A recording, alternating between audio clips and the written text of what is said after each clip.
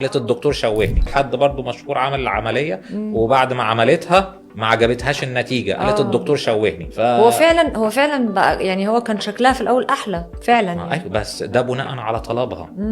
الدكتور مش هيعمل حاجة من غير طلب مش هيعمل لك حاجة كادو كده ببلاش. اكيد اوكي ده حد جاله قال له انا عايزة اعمل الشكل ده، بس لدرجة ان هي عينها قالت ان هي بتنام صاحية مفتحة، يعني ما مش قادرة تقفل جفن عينها. وارد لو ساعات ما بيحصل شد زيادة عن اللازم بيأثر على الحركة بتاعة العين.